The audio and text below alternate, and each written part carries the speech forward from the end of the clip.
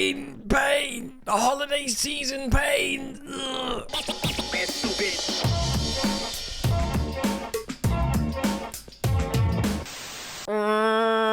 82 minutes, it was going so well, and it was a tough game, a keenly contested game. Chelsea 1, Fulham 2. That boy Harry Wilson coming off the bench again and scoring what was probably a deserved equaliser, all things considered, but the 95th minute winner from Muniz, also off the bench, makes you think pain, which poses the question, Silva came back into the game and won the game with his substitutions. We made one substitution, and that was the classic Nkunku for Jackson substitution, and Nkunku was completely ineffective. And why is that? Because he's not an effing striker. He's not a striker. He's a great player, but he's not a striker. And when you need a conventional centre forward, to be honest, there's moments like these where Jackson, I didn't think played too badly. He did a lot of stuff right, but he did have chances. It's a moment like these that you think, ooh, Isak, Osimhen, Gyökeres, elite strikers, And of course, we're going to talk about Joao Felix and the others who didn't play. The big questions. Guys, ladies and gentlemen, I hope you had a good Christmas if you celebrate it. Thank you for joining me. Thank you for coming back here to Football Therapy. Most appreciated. If you want to support the content, please do like and subscribe. Let's get into it. All right, well, that is the first loss at home since opening day in the Premier League against Manchester City. And that was a Manchester City before they were bad. And boy, howdy, are they bad.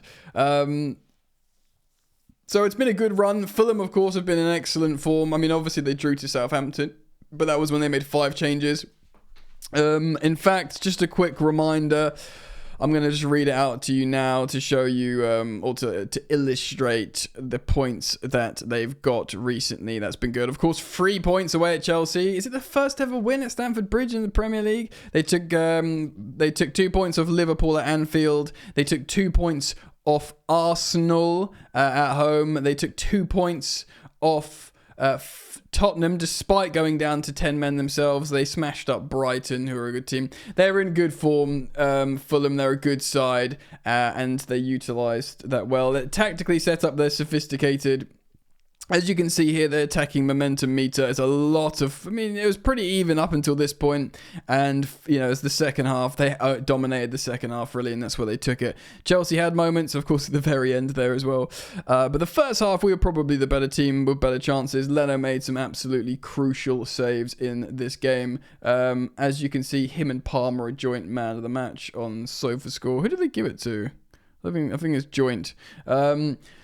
So yeah, on SofaScore, you can see here the lineups 4-2-3-1-ish from Chelsea. It's a 4-5-1 from Fulham. A really interesting tactical setup where Anthony Robinson just sort of stayed forward. Even Calvin Bassey got forward sometimes. I got to say now, Marco Silva is a great coach. Andy Iraola, what's his name? Iraola at Bournemouth is really, really good. Thomas Frank at Brentford. Marco Silva's really he was always a really highly rated coach, but what he's done with Fulham recently, they just look really good. They're really, really sort of sophisticatedly set up tactically for this game, and they looked really good. And we'll talk about subs, but just quickly, I'll get it in early. I feel like Maresca's so meticulous the way he sets up for each game. I think he saw how keenly contested this was for 60 odd minutes that I felt like maybe he thought by changing it, by bringing on wild card players like Joao Felix, that he'll lose the structure. And maybe it was more on Marco Silva to take that risk, to get that result at Stamford Bridge. And he's, and the players that he brought on made the difference. Maybe when you're looking for consistency, you don't look for bravery. I kind of don't mind the Everton 0-0. In fact, there was a lot of positives to draw from that. I think, personally. because it showed how these players at Chelsea can dig in and play a different kind of football. But this was our kind of football, you know? A team that's set up tactically intelligently, but they've come to play. They've come to play football, so we should be able to play through them. Of course, we had Sanchez, Cucurella returned in left back. Let's have a look at the kind of role he was playing. See, it was not that inverty, as you see on the heat map there. It was kind of like a conventional 4-2-3-1, dare I say it. Let's have a look at Gusto. Yeah, I mean, a little bit more reserved, tucked in, more advanced runs, as you can see there from Mark Cucurella. Tosin and Colwill on front of Sanchez. We'll talk about player performances. Tosin getting a lot of grief from the opposition fans. Of course, he wouldn't sign an extension with them, so he could go on a free. We had the duo, the dynamic duo of Caicedo and Fernandes, Palmer in front, of course, Sancho, Neto, and Nico. And again, we'll come back to that and talk about player performances in just a moment. In terms of player stats, first half, they had more possession. Second half was 50-50, and that's probably because they were sort of less aggressive. Let's talk about the whole. They were probably worth the win, guys. 3 big chances apiece. They had a bigger XG than us. Goalkeeper saves, they made 7 to our 5. It's worth mentioning now, 2 or 3 excellent saves from Bert Leno in goal. He made a couple of wobbly moments with pass outs, kind of a bit of Rob Sanchez to him, but yeah, he made a couple of excellent saves, and Chelsea will feel frustrated that he had one of those games. So they had more goalkeeper saves than us. They had 14 shots to our 12. It was pretty even, 3 big chances apiece. I know there's slightly more on the XG, but it was pretty even. To be honest, I think it was probably worth a draw, this game. They were really good, Fulham, I think, personally. You might disagree, but with 3 corners to their 1, we need Bernardo Cueva, the set-piece coach, to wake up a little bit, I think. And 13 free kicks apiece, and we had a few more tackles than them, but they came to play. They really did, Fulham, and boy did they play. First half, we got an early goal. Cole Palmer, of course, it says assist Colwill, but it was all about Cole Palmer. He dribbled through 3 or 4 5-man them and slotted it home bottom left. He didn't hit it hard. It sort of was really accurate. The way I keep talking about it, it was like a snooker putt. You know, is it putt? Pot? You pot a ball in snooker? Hit? It was like a snooker hit with a snooker cue. It was a brilliant goal, Cole Palmer, in the 16th minute. And I didn't think we started that great. I think they were probably better than us. And then we sort of settled into the game a little bit more. They got a couple of yellow cards. And by half time, it was like, this is a game. We got a game on our hands. This is really tactically tight. I did a halftime live show on my Instagram, which I often do, at Football Yannick on Instagram. If you want to follow me on there, feel free to. And yeah, man, it was friggin' tough, bro. It really was. Harry Wilson comes on, Tom Kearney comes on, Muniz comes on, and then Sessegnon later comes on to sort of just see out their win. We only bring on Nkunku for Jackson. And that's it, bro. Harry Wilson gets, I think, storms the back post. In the 82nd minute. I think that's the one where Neto stays down because he's actually elbowed Iwobi, I think, and he's trying to play act a little bit, Neto, because he's on a yellow as well, by the way, so I wondered if he was worried. And then, look, yeah, they score a late goal in the 95th minute. That's an obvious winner. It's just a last gasp winner. And although I think the game was pretty even, you can't begrudge them that. It's just the friggin' way it goes, really. Player performances then, should we talk about it? I think Rob Sanchez in goal was fine. He had a wobbly, scary moment where he nearly lost his balance. But, I mean, as far as Rob Sanchez goes, he made 5 saves, which is excellent. Goals prevented 0.54, which is good. Run-outs, 4 out of 4. That's good, bro. Made a high claim. 4 saves inside the box. I mean, the long balls. I know as a goalkeeper you don't expect much, but 2 out of 14 isn't good, but let's be real. It says 1 clearance. They were pretty much clearances, weren't they, the long balls? I'd have to say, all things considered, I know we lost 2-1, but neither of them are on him. I think he played pretty well, to be honest. Cucurella here has got a low rating, which is possibly unfair. I'm not entirely sure. Yeah, he didn't really do much. He had that headed chance that maybe he could do a little bit better on. But to be honest, the fact how Cucurella is getting to that headed chance now and doing little diving Superman headers in the box is a revelation to me. And he's, that would have been 3 goals and 3 Premier League games for Busquets, but I don't know. Carl made one dodgy clearance where he should have not. It goes to the opposition, but he got the assist. I think he played quite well. I think Tosin was fine. And to be honest, I'm not going to dig out the defence. I know we conceded 2 goals. If you look at the goals, like one was down the left-hand flank where Neto sort of meets Iwobi, or I think it's Iwobi, and when the goal actually goes in the net, it's a little bit of one of those just good, frantic, high-octane moment goals. And then Muniz, the late goal, I feel like because it was such a tactically keenly contested game, there was we didn't take chances. We slowed the attack. I think it was more on the attack. And had we been more, clinical and less profligate, then we would have been a little bit calmer at the back. But there was always that this was one of those games where, because Fulham just looked like a team that believe in themselves, and I don't think we don't believe in ourselves, but it was this big occasion for them, and for us it was just get back to winning ways. And I mean, obviously there's no excuse, we need to be winning this as Chelsea Football Club moving forwards, but for these young players this was a little bit of a lesson. I think the midfield was good. I need a word on Enzo Fernandez. I think he's been magnificent the last few weeks, dare I say a couple of months, for club and country. He played a couple of amazing Hollywood balls. One of them deserved a goal as an assist. He forced an amazing save from Leno. Well, it was one of Leno's amazing saves from a long shot. He ran the game well. Didn't get key passes playing from deep. 3 key passes from deep is excellent. No crosses. 3 out of 5 long balls, which is pretty good. 2 out of 4 dribble attempts, which is pretty good. Now he'll be disappointed for 4 out of 13 ground duels because he's usually really combative. But generally, I think he's been very good, and I'm happy with him. Caicedo was an interesting one. He did advance a little bit forward, a bit more. He sort of pressed from the front, and people. So as you can see, he would have done a lot of work down here, but towards the end of the game, where this heat map is here a little bit denser, he spent time pressing in that sort of advanced 8 Enzo Maresca system-y player. Sancho, I actually think was pretty good. I think the first half he was really, really good, threatening. Looked like he could be a real, helpful asset, but didn't complete crosses. Only 1 out of 2 dribbles, which is you'd expect more from him. The ground duels is fine at 50% as a winger.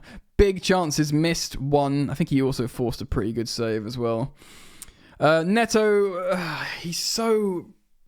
there was a craziness to Neto, which I didn't like. He's such a good player, Pedro Neto, but there was a sort of frantic, precarious nature to his game, that not just because of the yellow card, but near the end, and I think he was completely gassed from having to chase down Anthony Robinson, and they had that weird formation, didn't they, Fulham, and I don't know if he knew he was going to have to do that much running. He was okay.